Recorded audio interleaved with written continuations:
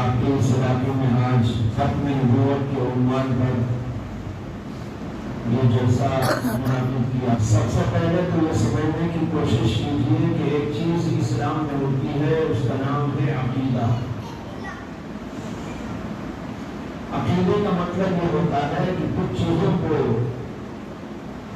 اللہ اور اللہ کے رسول علیہ السلام کے بتانے پر دل کی گہرائیوں سے قبول کر لینا اور تسلیم کر لینا۔ جب آدمی ان چیزوں کو تسلیم کرتا ہے تو وہ مومن کہلاتا ہے۔ کہ اللہ تبارک و تعالیٰ نے بے شمار پیغمبروں کو بھیجا لوگوں کی ہدایت کے لیے، لوگوں کی اصلاح کے لیے، لوگوں کو زندگی گزارنے کا طریقہ بتایا۔ ان کو ہم کہتے ہیں انبیاء کرام علیہ السلام۔ حضرت آدم علیہ السلام سب سے پہلے پیغمبر تھے، اس کے بعد بے شمار پیغمبروں کو اللہ نے بھیجا اپنے اپنے زمانوں میں، اپنے اپنے علاقوں میں، اور وہ حضرات آتے رہے اور انہوں نے دنیا والوں کو ہدایت کا پیغام دیا، طریقہ زندگی سکھایا، عقیدہ سکھایا، عبادت کا طریقہ بتایا، اخلاق کی تعلیم دی، اور دنیا میں کس طرح کمائے، کس طرح کھائے، کس طرح زندگی گزارے، ایک پورے کا پورا سسٹم عطا کروا۔ لیکن بات دیگرے یہ پیغمبر آتے رہے، جو آدمی اس کو مانتا ہے وہ مومن ہے، جو کہتا ہے کہ اللہ نے کوئی پیغمبر نہیں بھیجا میں نہیں مانتا تو وہ آدمی کافر ہے۔ اور پھر اسی عقیدے میں ایک عقیدہ اور ہے، وہ یہ ہے کہ اللہ نے بے شمار پیغمبروں کو بھیجا، اور ان میں کے سب سے آخری پیغمبر اور آخری نبی ہمارے پیغمبر جناب محمد رسول اللہ صلی اللہ علیہ وسلم۔ جو آدمی اسے مانتا ہے وہ مومن ہوگا، اور جو اسے نہیں مانتا وہ بھی مومن۔ جب تک کہ آدم کا زمانہ تھا، موسیٰ کا زمانہ تھا، عیسیٰ کا زمانہ تھا، ابراہیم کا زمانہ تھا، داؤد کا زمانہ تھا، ابراہیم علیہ السلام کا زمانہ تھا، اور پیغمبروں کا زمانہ تھا، تو اس وقت میں صرف اتنا ماننے سے آدمی مومن ہو جاتا تھا کہ اللہ نے پیغمبروں کو بھیجا۔ لیکن جب محمد رسول اللہ صلی اللہ علیہ وسلم تشریف لے آئے تو آپ کے بارے میں دو باتیں ماننا ضروری ہو گیا۔ ایک یہ ماننا ہے کہ اللہ نے آپ کو پیغمبر بنایا، اور دوسرے یہ ماننا ہے کہ اللہ نے آپ کو آخری پیغمبر بنایا۔ جو محمد صلی اللہ علیہ وسلم کو یوں مانتا ہے کہ آپ اللہ کے پیغمبر ہیں، لیکن یہ نہیں مانتا کہ آپ آخری پیغمبر ہیں، تو وہ بھی کافر ہے۔ دیکھو آدم علیہ السلام کے زمانے میں جو آدم کو نبی مان لیا وہ مومن ہو گیا، اس لیے وہ آخری نبی نہیں تھے۔ جو شیس علیہ السلام کے زمانے کا تھا، اس نے حضرت شیس کو نبی تسلیم کر لیا تو وہ مومن ہو گیا، مسلمان ہو گیا، اس لیے کہ وہ بھی آخری نبی نہیں تھے۔ اسی طرح ابراہیم کا زمانہ ہو، حضرت موسیٰ کا زمانہ ہو، حضرت عیسیٰ کا زمانہ ہو، اور پیغمبروں کا زمانہ ہو، ان پیغمبروں کے آنے پر جس نے ان کو ان سے ماقبل پیغمبروں کو تسلیم کر لیا کہ میں ان کو اللہ کا پیغمبر مانتا ہوں، وہ مومن ہے۔ لیکن ہمارے نبی صلی اللہ علیہ وسلم آئے تو آپ آخری نبی بن کر آئے۔ آپ کے بارے میں دو باتیں ماننا ضروری ہو گیا کہ آپ کو اللہ نے پیغمبر بنا کر بھیجا ہے، اور یہ بھی ماننا ضروری ہو گیا کہ آپ کے بعد کوئی پیغمبر نہیں اور آپ آخری پیغمبر اور آخری نبی۔ آپ آخری پیغمبر، آپ کی امت یا آخری امت، اور آپ کے اوپر نازل ہونے والی کتاب القرآن المجید وہ اللہ کی آخری کتاب۔ جو آدمی یہ نہیں مانتا وہ آدمی بھی مومن نہیں ہو سکتا۔ یہ ہے عقیدے کا مطلب کہ کچھ چیزوں کو مانا جاتا ہے۔ ایک آدمی سورج کو دیکھ کر کہتا ہے آمنت بالشمس، میں سورج پر ایمان لایا، اس بیوقوف کو کہا جائے گا کہ اس کا نام ایمان نہیں ہے تو تجھے آنکھوں سے نظر آ رہا ہے، اس میں ایمان کا کیا مطلب ہے؟ اگر نہیں مانے گا تو ساری دنیا پاگل کہے گی۔ آپ اس مسجد کو دیکھ لیں اور کہیں کہ میں ایمان لایا اس مسجد پر، تو اس کا کوئی معنی نہیں۔ ایمان کا مطلب یہ ہوتا ہے کہ نبی کی خبر پر اس کی بات کو تسلیم کر لے، یہ ہے ایمان بالغیب۔ اسی لیے قرآن میں جگہ جگہ اللہ نے ایمان بالغیب کا ذکر کیا۔ الذین یؤمنون بالغیب، جو غیب پر ایمان لاتے ہیں۔ غیب کیا ہے؟ جو چیزیں ہمارے حواس سے نہیں معلوم ہو سکتی۔ حواس کیا ہے؟ یعنی آنکھ سے اور کان سے، یا اسی طرح ہاتھ پیر سے چھو کر، کان سے سن کر، آنکھوں سے دیکھ کر، زبان سے چکھ کر، کسی چیز کو چھو کر جو چیز معلوم نہیں ہو سکتی، جو حواس سے نہ آئے سمجھ میں، اور اسی طرح جو عقل میں نہ آ جائے، محض عقل کی بنیاد پر بھی ان کو نہ مانا جا سکتا ہو، اس کو کہتے ہیں ایمان، جس میں حواس کا دخل نہیں، جس کے اندر عقل کا دخل نہیں۔ عقل وہاں فیل ہو جاتی ہے، حواس وہاں تک پہنچتے ہی نہیں آپ کے۔ جیسے مثال کے طور پر جنت آپ آنکھوں سے دیکھ نہیں سکتے، اس کائنات کے اندر رہتے ہوئے، اس دنیا میں رہتے ہوئے، وہاں کیا چل رہا ہے، کیا وہاں آوازیں آ رہی ہیں، وہ آپ کی کانوں میں نہیں آ سکتی، تو آپ اس کو چھو نہیں سکتے۔ تو دیکھو یہ غیب میں ہے۔ اسی طرح محض عقل کی بنیاد پر آپ یہ نہیں کہہ سکتے کہ جنت موجود ہے۔ جنت کی بات نبی نے بتائی، اور نبی نے اللہ کی طرف سے لے کر بتایا۔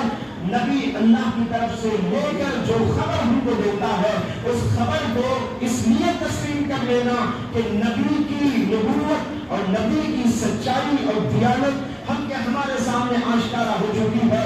اس کی زبان سے جو نکلتا ہے وہ سچ ہوتا ہے۔ اس کا نام ہوتا ہے ایمان، ایمان بالغیب۔ اس وقت جو موضوع ہے وہ ہے ہمارے نبی علیہ السلام کی ختم نبوت کا۔ میں نے ابھی آپ کو بتایا کہ ہمارے پیغمبر محمد عربی صلی اللہ علیہ وسلم سے پہلے بے شمار پیغمبر آئے۔ کتنے پیغمبر آئے؟ بعض علماء کہتے ہیں کہ 1,80,000 پیغمبر آئے، اور بعض روایتوں سے یہ ثابت ہوتا ہے کہ 1,24,000 پیغمبر آئے۔ مانا 1,00,000 سے زیادہ پیغمبر دنیا میں آئے، مختلف حصوں میں آئے، مختلف خطوں میں آئے، مختلف زمانوں میں آئے، اور کبھی ایسا ہوا کہ ایک ہی زمانے کے اندر کئی پیغمبر بھی تھے دنیا میں، وہاں ایک پیغمبر، وہاں ایک پیغمبر، وہاں ایک پیغمبر، ایک ہی زمانے میں کئی علاقوں کے اندر ایک جو ہے الگ الگ پیغمبر بھیجے گئے، الگ الگ خاندانوں کے پاس پیغمبروں کو بھیجا گیا۔ یہ سلسلہ چلتا رہا، اور جو پیغمبر آتا تھا وہ یہ بتا کر جاتا تھا کہ میرے بعد پیغمبر آنے والے ہیں، جب میرے بعد آنے والا پیغمبر تمہارے پاس میں آیا تو اسے قبول کرو، اس پر ایمان لاؤ۔ آدم آئے تو انہوں نے کہا میرے بعد پیغمبر آنے والے ہیں، شیس آئے تو انہوں نے کہا میرے بعد پیغمبر آنے والے ہیں، اور حضرت نوح آئے تو انہوں نے بتایا کہ میرے بعد پیغمبر آنے والے ہیں، حضرت ابراہیم آئے تو انہوں نے بتایا کہ میرے بعد پیغمبر آنے والے ہیں، اسی طرح حضرت موسیٰ نے کہا کہ میرے بعد پیغمبر آنے والے ہیں۔ چنانچہ آج جو تورات موجود ہے، اگرچہ وہ منگھڑت، محرف، مختلف تبدیلیوں کے شکار، تحریفات کا شکار ہے، لیکن اس کے باوجود اس کے اندر کچھ آیات آج تک ایسی موجود ہیں جس سے پتہ چلتا ہے کہ حضرت موسیٰ علیہ السلام کو اللہ تعالیٰ نے یہ بتایا تھا کہ بعد میں پیغمبر آئیں گے، اور ایک آخری زمانے کے پیغمبر بھی آئیں گے۔ تورات کے 5 حصے ہیں، ان میں سے ایک حصے کا نام ہے، ایک جز کا نام ہے الاستثناء۔ اس کے اندر ایک آیت موجود ہے، 18ویں باب کی 18ویں آیت۔ اس کے اندر آتا ہے کہ اللہ تبارک و تعالیٰ نے حضرت موسیٰ علیہ السلام پر وحی نازل کی، اور اس وحی کے اندر اللہ نے ان سے فرمایا کہ اے موسیٰ، میں تیرے بعد بنی اسرائیل کے بھائیوں میں سے تیرے جیسا ایک پیغمبر بھیجنے والا ہوں۔ یہ الفاظ نوٹ کرو۔ اللہ تعالیٰ نے موسیٰ علیہ السلام سے فرمایا کہ اے موسیٰ، میں تیرے بعد بنی اسرائیل کے بھائیوں میں سے، بنی اسرائیل میں سے نہیں، اللہ نے کہا بنی اسرائیل کے بھائیوں میں سے تجھ جیسا پیغمبر بھیجنے والا ہوں اور میں اپنا کلام اس کے منہ میں ڈالوں گا اور وہ وہی کہے گا جو میں اس کو بتاؤں گا، لہذا جو اس کی اتباع کرے گا وہ نجات پائے گا اور جو اس کی اتباع نہیں کرے گا وہ جہنم نصیب ہوگا۔ یہ آیت آج بھی موجود ہے، اس میں اگرچہ ہمارے نبی صلی اللہ علیہ وسلم کا نام تو نہیں آیا، لیکن اس میں آپ غور کریں تو پتہ چلتا ہے کہ اس کے اندر ہمارے نبی علیہ السلام بھی کے بارے میں بشارت دی گئی، اس لیے کہ ایک بات تو اس میں کہی گئی کہ اے موسیٰ میں آپ کے بعد ایک پیغمبر بھیجوں گا، وہ بنی اسرائیل میں سے نہیں، بنی اسرائیل کے بھائیوں میں سے ہوگا۔ بنی اسرائیل کے بھائی تھے بنی اسماعیل۔ بنی اسرائیل کے بھائی کون تھے؟ بنی اسماعیل۔ ہمارے نبی علیہ السلام حضرت اسماعیل علیہ السلام کی اولاد میں سے، ساری دنیا جانتی ہے کہ حضرت ابراہیم علیہ السلام کے ایک بیٹے تھے، ان کا نام تھا اسماعیل، اور ایک بیٹے تھے اور ان کا نام تھا حضرت اسحاق۔ اسحاق کے جو بیٹے تھے وہ یعقوب تھے، یعقوب علیہ السلام کا لقب تھا اسرائیل، اور انہی کی جو نسل چلی ہے اس کو بنی اسرائیل کہا جاتا ہے۔ تو حضرت ابراہیم علیہ السلام کی اولاد میں سے حضرت یعقوب سے جو نسل چلی ہے وہ نسل بنی اسرائیل کہلاتی ہے، اور ان کے دوسرے بیٹے تھے حضرت اسماعیل علیہ السلام، جن کو ذبح کرنے کا حکم آیا تھا اور وہ اللہ نے ان کو بچایا تھا۔ وہ حضرت اسماعیل علیہ السلام سے جو نسل چلی ہے اسی نسل سے ہمارے نبی محمد رسول اللہ صلی اللہ علیہ وسلم پیدا ہوئے۔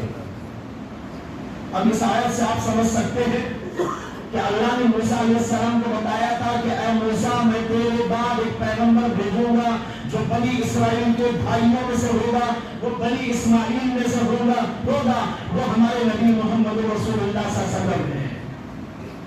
ایک بات تو اس سے سمجھ میں آئی۔ دوسرے اس کے اندر ایک بات یہ فرمائی گئی کہ اے موسیٰ تیرے بعد جو پیغمبر بھیجوں گا وہ تجھ جیسا ہوگا۔ موسیٰ علیہ السلام کی اس کے اندر مشابہت پائی گئی۔ موسیٰ علیہ السلام کے امتیازات اور خصوصیات اور کمالات میں سے بہت کچھ ان کے اندر اور اس سے زیادہ ان کے اندر ہوگا۔ موسیٰ علیہ السلام سے مشابہت کن چیزوں میں ہے؟ یہ کئی چیزیں علماء نے گنائی ہیں، ان میں سے ایک دو باتیں عرض کرتا ہوں۔ ایک بات تو یہ ہے کہ اللہ کے نبی محمد رسول اللہ صلی اللہ علیہ وسلم کو اللہ تبارک و تعالیٰ نے دنیا کے اندر اسی طرح کی حکومت اور طاقت عطا فرمائی تھی جیسے کہ حضرت موسیٰ علیہ السلام کو عطا فرمائی۔ بات یہ ہے کہ موسیٰ علیہ السلام کے بعد جو بھی پیغمبر آئے وہ پیغمبر کوئی نئی کتاب نئے احکام والی لے کر نہیں آئے۔ موسیٰ علیہ السلام جو آئے وہ نئی کتاب لے کر آئے جس کو تورات کہتے ہیں، اور آپ کے بعد ہمارے نبی محمد رسول اللہ صلی اللہ علیہ وسلم ہیں جن کو اللہ تبارک و تعالیٰ نے قرآن کریم عطا فرمایا۔ اس کے اندر بھی مشابہت ہے کہ ان کو بھی اللہ نے نئی کتاب دی، ان کو بھی اللہ نے نئی کتاب دی۔ ہو سکتا ہے کسی کے ذہن کے اندر یہ اشکال پیدا ہو کہ حضرت عیسیٰ علیہ السلام کو بھی تو کتاب عطائی دی گئی جس کو انجیل کہا جاتا ہے۔